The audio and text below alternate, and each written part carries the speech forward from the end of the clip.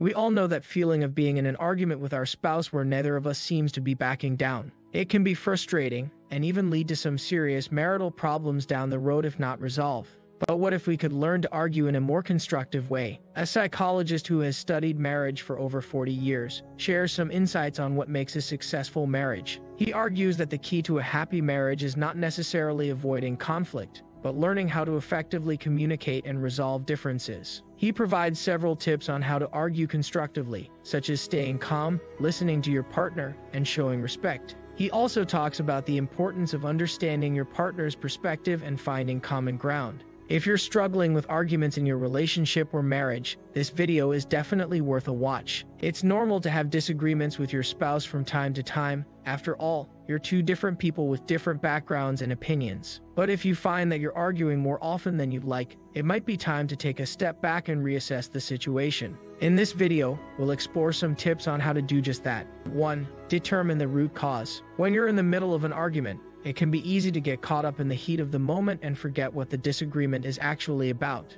Before you can start working on resolving your differences, it's important to take a step back and determine the root cause of the disagreement. Are you arguing about the same thing? If not, it's possible that your conflict isn't actually about the issue at hand. It might be more useful to discuss a different topic. Do you have a fundamental difference in how you view the situation? If so, it will be difficult to resolve the disagreement if one person is always right and the other person is always wrong. Instead of trying to convince each other that you're right or wrong, try to understand where each person is coming from. Are there outside factors that are contributing to the disagreement? If so, it might be helpful to discuss these factors separately from the issue at hand. For example, if you're arguing about money and one person is stressed about their job security, it might be more productive to talk about their job situation instead of your finances. 2. Avoid blame and criticism. When you're in the middle of an argument, it's easy to start laying blame and criticizing each other. However, this will only make the situation worse. Instead of pointing fingers, try to avoid blame and criticism altogether. If you're feeling blamed or criticized, try to remember that the other person is probably feeling the same way. Instead of getting defensive, try to understand where they're coming from.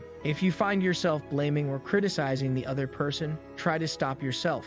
Instead of focusing on what they did wrong, try to focus on finding a solution to the problem. 3. Listen to each other. One of the most important things you can do during an argument is to listen to each other. It's easy to get caught up in your own point of view and forget that there are two sides to every story. Instead of talking over each other, take turns speaking and really listen to what the other person has to say. If you're having trouble listening to each other, try repeating back what the other person has said. This will help ensure that you understand their point of view, and it will also let them know that you're listening. 4. Try to find a compromise. In most arguments, both parties are usually trying to get something out of the situation. Instead of trying to win the argument, try to find a compromise that will leave both parties happy. For example, if you're arguing about who should take out the trash, try to come up with a solution that will work for both of you. Perhaps one person can take out the trash on weekdays, and the other person can take out the trash on weekends. 5. Take a break if necessary. If you find yourself getting too emotional or if the argument is starting to spiral out of control, it might be a good idea to take a break. This will give both of you time to calm down, and it will also give you a chance to come up with a new strategy for resolving the disagreement. If you decide to take a break, agree on how long the break will last and what you'll do during that time. For example, you might agree to take a 30-minute break, and during that time, both of you will go for a walk or read a book. 6. Apologize if necessary. If you've said or done something that has hurt the other person,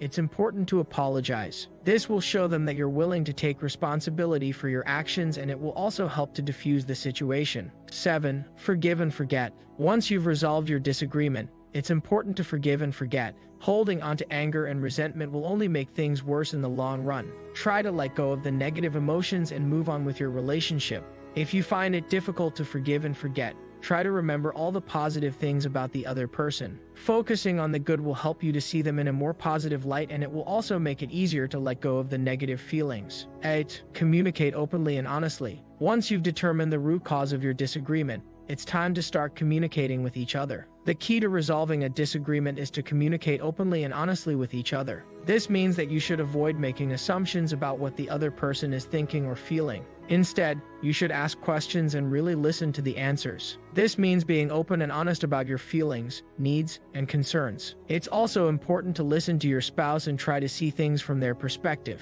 9. Avoid future conflict. Once you've resolved your disagreement, it's important to take steps to avoid future conflict. This means being aware of the things that tend to cause arguments and try to avoid them in the future. It also means being willing to compromise and communicate with each other on a regular basis. 10. Seek professional help. If you find that you're constantly arguing with your spouse, it might be a good idea to seek professional help. A therapist can help you to identify the root cause of your conflict, and they can also teach you how to communicate with each other in a more effective way. Arguing with your spouse is a normal part of any relationship. However, it's important to learn how to resolve your disagreements in a healthy way. By following these tips, you can learn how to argue with your spouse in a way that will improve your relationship instead of harming it. 11. Practice active listening. Active listening is a skill that can be learned and practiced. It involves giving your full attention to the speaker, paraphrasing and reflecting back what you heard, and asking questions when appropriate. It also means being patient and allowing the speaker to fully express themselves without interruption. 12. Use I statements. When communicating with your spouse, it's important to use I statements. These statements are based on your own feelings and needs, and they avoid placing blame on the other person. For example, instead of saying "you never listen to me," you could say "I feel like you're not really listening to me." 13. Avoid blaming language. Blaming language is any language that places blame on the other person.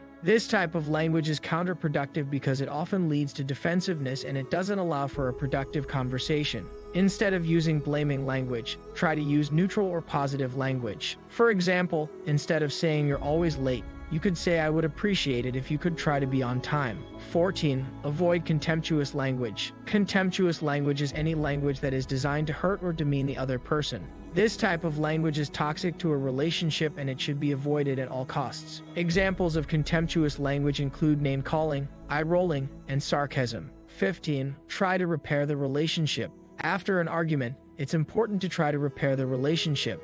This can be done by apologizing for your role in the conflict, expressing your commitment to the relationship, and trying to resolve the issue that caused the conflict. By taking these steps, you can help to prevent future conflict and build a stronger relationship with your spouse. 16. Set ground rules for conflict. One way to prevent future conflict is to set ground rules for how you will argue with each other. These rules can include things like avoiding blame, listening to each other, and respecting each other's opinions. By setting these ground rules, you can help to ensure that future arguments are more productive and less damaging to your relationship. 17. Take a timeout if necessary. If an argument is starting to get out of control, it might be a good idea to take a timeout. This means taking a break from the conversation in order to calm down. It's important to agree on a time limit for the timeout and to avoid using it as a way to avoid the conflict altogether. Make sure that you are both on the same page. If you have different expectations or goals, it will be difficult to come to an agreement.